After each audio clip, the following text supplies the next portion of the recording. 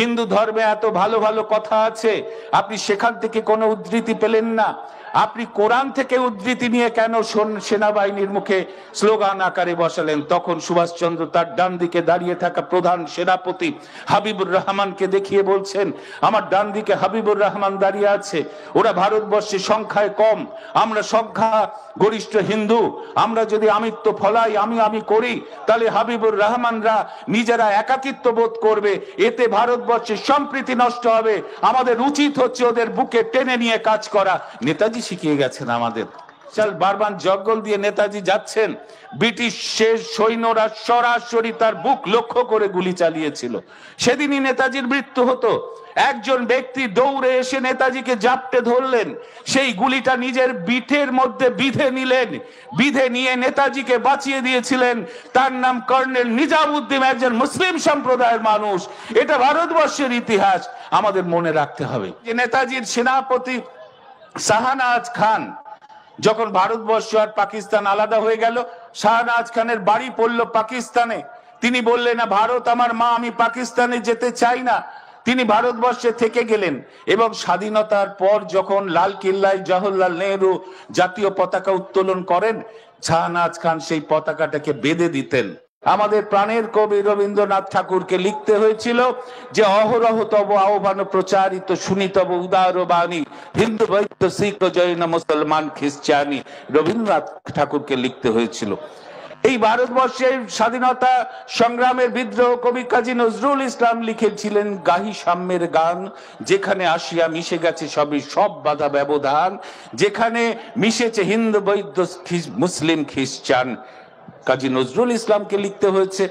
এবং এই বাংলার, এই ভারতবর্ষের স্বাধীনতা আন্দোলনের হিরো নেতাজি, সেই নেতাজিকে এলগিন রোডের বাড়িতে ব্রিটিশরা নজরবন্দি করে আটকে রেখেছিল। একদিন ব্রিটিশের চোখে ধুলো দিয়ে নেতাজি চলে গেলেন জার্মানের রাষ্ট্রপতি তখন হিটলারকে গিয়ে বললেন, আমি জাপানে যাব, জাপান থেকে রেঙ্গুনে যাব, এখানে গিয়ে আমি ভারতবর্ষে ব্রিটিশের বিরুদ্ধে লড়াই করব, সৈন্যবাহিনী একত্রিত করে আমাকে একটু সহযোগিতা করুন। সেদিন হিটলার একটা ছোট্ট সাবমেরিন নেতাজিকে দিয়েছিল, কারণ হিটলার মনে করলো যে ব্রিটিশরা তো জার্মানের শত্রু, এই ভারতবাসীও তো ব্রিটিশের বিরুদ্ধে লড়াই করছে। একটা ছোট সাবমেরিন হিটলার দিয়েছিল নেতাজিকে। সেই সাবমেরিনের করে আটলান্টিক মহাসাগরের তলদেশ দিয়ে 3 মাস বিপদসংকুল যাত্রা করে নেতাজি পৌঁছেছিলেন জাপানে। ওপরে মার্কিন সেনা টহল দিচ্ছে, ব্রিটিশ সেনা টহল দিচ্ছে। দুবার আক্রান্ত হয়েছিল সেই সাবমেরিন। সেই সেই সাবমেরিনের মধ্যে ডিজেলের গন্ধ, এক কোণে নেতাজির বসার জায়গা। তিনি চেয়ারে বসে বসে আগামী যুদ্ধের পরিকল্পনা করছেন আর সেটা মুখে বলছেন। তার সামনে একটি চেয়ার এবং টেবিলে রয়েছে একজন মাত্র ব্যক্তি, তিনি ডায়েরিতে সেগুলো লিখে রাখছেন। নেতাজি যা বলছেন তিনি লিখে রাখছেন। তার টেবিলে রয়েছে 3টি বই, একটি হিন্দু ধর্মের গীতা, আর একটি মুসলমান ধর্মের কোরআন, আর শরৎচন্দ্র চট্টোপাধ্যায়ের উপন্যাস পথের দাবি। একদিন নেতাজি সেই ব্যক্তিকে বলল যে আমি তো ভারত মাকে স্বাধীন করার জন্য জীবন বিসর্জন দিতে প্রস্তুত, কিন্তু তুমি খামোখা কেন আমার সঙ্গে এই বিপদের মধ্যে আসতে গেলে? তুমি খামোখা কেন আসতে গেলে? তখন সেই ব্যক্তি বলছে, আপনি এত বড় মহান মানুষ, আপনি যদি দেশ মাতৃকার স্বাধীন করার জন্য জীবন বিসর্জন দিতে পারেন, আমি একজন সাধারণ মানুষ হয়ে ভারত মাকে স্বাধীন করার জন্য জীবন কি বিসর্জন দিতে পারি না? জাপানের কাছে পৌঁছে গেল সাবমেরিন। নিয়ম হলো সেই সাবমেরিন থেকে জলে ঝাঁপ দিতে হবে, তারপর জাপানের সাবমেরিনে উঠতে হবে। দুজন লাইফ জ্যাকেট পরে নিল, সেই লাইফ জ্যাকেট পরে সমুদ্রে ঝাঁপ দিল। সেদিনই নেতাজির সাথে সেই ব্যক্তি, দুজনের সলিল সমাধি হতে পারত। আপনারা কি জানেন যে সেই ব্যক্তি যে নেতাজির সঙ্গে সেই বিপদ সংকুল যাত্রায় ছিল, তার নাম কি? তার নাম আবিদ হোসেন, একদম মুসলিম সম্প্রদায়ের মানুষ। এটাই আমাদের স্বাধীনতা আন্দোলনের ইতিহাস। হিন্দু মুসলমান একসাথে আমরা ভারতবর্ষকে স্বাধীন করেছি।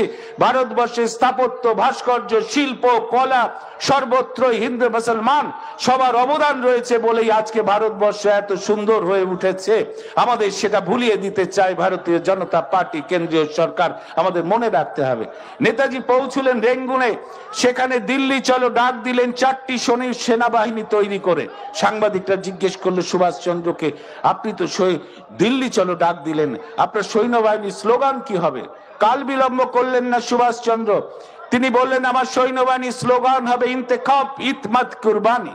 সাংবাদিকরা বলল আপনি হিন্দু পরিবারের সন্তান, উপনিষদ আপনি গুলে খেয়েছেন, গীতার প্রতিটি শ্লোক আপনার মুখস্থ, হিন্দু ধর্মে এত ভালো ভালো কথা আছে, আপনি সেখান থেকে কোনো উদ্ধৃতি পেলেন না, আপনি কোরআন থেকে উদ্ধৃতি নিয়ে কেন সেনাবাহিনীর মুখে স্লোগান আকারে বসালেন? তখন সুভাষচন্দ্র তার ডান দিকে দাঁড়িয়ে থাকা প্রধান সেনাপতি হাবিবুর রহমানকে দেখিয়ে বলছেন, আমার ডান দিকে হাবিবুর রহমান দাঁড়িয়ে আছে, ওরা ভারতবর্ষে সংখ্যায় কম, আমরা সংখ্যা গরিষ্ঠ হিন্দু, আমরা যদি আমিত্ব ফলাই আমি করি তাহলে হাবিবুর রহমানরা নিজেরা একাকিত্ব বোধ করবে, এতে ভারতবর্ষের সম্প্রীতি নষ্ট হবে, আমাদের উচিত হচ্ছে ওদের বুকে টেনে নিয়ে কাজ করা। নেতাজি শিখিয়ে গেছেন আমাদের। জানেন 1944 সাল বারবান জঙ্গল দিয়ে নেতাজি যাচ্ছেন, ব্রিটিশের সৈন্যরা সরাসরি তার বুক লক্ষ্য করে গুলি চালিয়েছিল, সেদিনই নেতাজির মৃত্যু হতো। একজন ব্যক্তি দৌড়ে এসে নেতাজিকে জাপটে ধরলেন, সেই গুলিটা নিজের বিটের মধ্যে বিধে নিলেন, বিধে নিয়ে নেতাজিকে বাঁচিয়ে দিয়েছিলেন। তার নাম কর্নেল নিজামউদ্দিন, একজন মুসলিম সম্প্রদায়ের মানুষ। এটা ভারতবর্ষের ইতিহাস, আমাদের মনে রাখতে হবে, সেটা ভুলিয়ে দেওয়ার চেষ্টা চলছে বর্তমানে। আপনারা জানেন যে নেতাজির সেনাপতি শাহনাজ খান, যখন ভারতবর্ষ আর পাকিস্তান আলাদা হয়ে গেল, শাহনাজ খানের বাড়ি পড়ল পাকিস্তানে। তিনি বললেন না ভারত আমার মা, আমি পাকিস্তানে যেতে চাই না। তিনি ভারতবর্ষে থেকে গেলেন এবং স্বাধীনতার পর যখন লাল কিল্লায় জওহরলাল নেহরু জাতীয় পতাকা উত্তোলন করেন, শাহনাজ খান সেই পতাকাটাকে বেঁধে দিতেন। সেই শাহনাজ খান লাল বাহাদুর শাস্ত্রীর মন্ত্রিসভায় কেন্দ্রীয় মন্ত্রী হয়েছিলেন এবং 1965 সালে পাকিস্তানের সাথে ভারতের যুদ্ধ লাগলো। তখন কিছু মানুষ বলল শাহনাজ খানকে পদত্যাগ করতে হবে। কেন পদত্যাগ করতে হবে?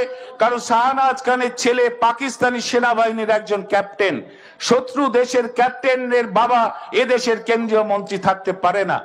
তো লাল বাহাদুর শাস্ত্রী পাত্তা দিলেন না কথাটায়। সেই যুদ্ধে পাকিস্তান পরাজিত হলো এবং ভারতের সৈন্যবাহিনীর হাতে শাহনাজ খানের ছেলের মৃত্যু হলো। তখন সবাই বলতে লাগলো শাহনাজ খানকে যে আপনি এবার যান পাকিস্তানে, গিয়ে অন্তত যারা পিছন থেকে মিছিল করে নিয়ে আসছেন ওই তৃতীয় রোডে ঢুকবেন, এদিকে আর জায়গা নেই, প্রচুর বড় বড় মিছিল আসছে তৃতীয় রোডে। আপনি পাকিস্তানে যান, আপনার ছেলের শেষ কাজে আপনি যোগ দিন। সেদিন শাহনাজ খান বলেছিলেন আমার ভারত মায়ের শত্রু যে, সে আমারও শত্রু, ফলে যাওয়ার প্রয়োজনীয়তা নাই। এটাই ভারতবর্ষের ইতিহাস, এটা মনে রাখতে হবে।